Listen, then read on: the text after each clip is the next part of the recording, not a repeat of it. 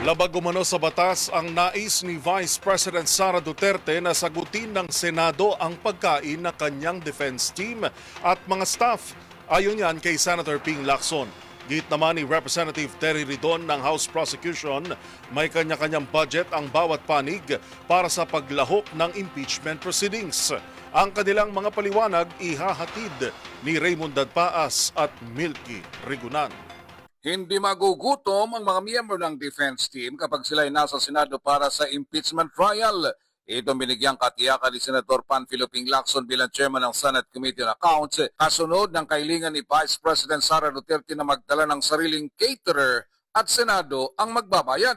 Ayon kay Lacson, labag sa Republic Act No. 12009 o ang New Government Procurement Act ang gustong mangyari ng pangalawang Pangulo dahil may sarili ng accredited caterer ang Senado na napili sa pagitan ng competitive bidding at silang magpapakain sa prosecution, defense at lahat ng mga staff na may kinalaman sa impeachment.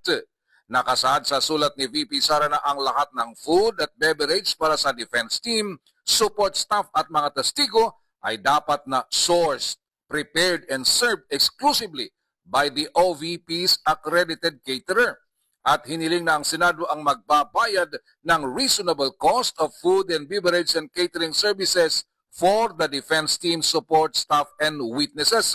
Sabi ni Lacson, sa ngayon ay meron pang 22.6 million na hindi nagagastos para sa 2025 budget para sa impeachment trial. Gagamitin ito upang matustusan ang pagkain ng mga nagsasagawa ng opisyal na tungkulin kaugnay ng impeachment trial, kabilang ang prosecution at defense teams. Nauna nang kinumpirma ni Senate President Sherwin Gatchalian na tinanggihan ng liderato ng Senado ang kahilingan ng OVP dahil sa kakapusan ng pondo. Samantalang sabi ni Senador Erwin Tulfo ay malalabag ang rules ng Commissioner Audit kapag Senado ang gumastos sa sariling catering ni VP Sara Duterte. Sa pagtaya ay aabutin hanggang buwan ng Disyembre ang impeachment trial dahil nakasyam pa lamang na trial days mula sa 62 days na kahilingan ng prosecution at 30 days sa panig ng depensa para sa total na 92 trial days. Para sa MBC TV Network News, ito si Raymond Dadpaas ng DZRH, una sa Pilipinas, una sa Pilipino. May sari-sariling institutional budgets ang defense and prosecution panels sa paglahok sa impeachment proceedings.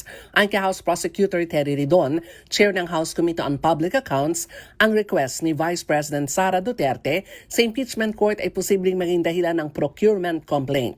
Sabi ni Ridon, tila hindi request kundi demand mula kay VP Sara na sarili lang caterer pero ang tagabayad ay ang Senado.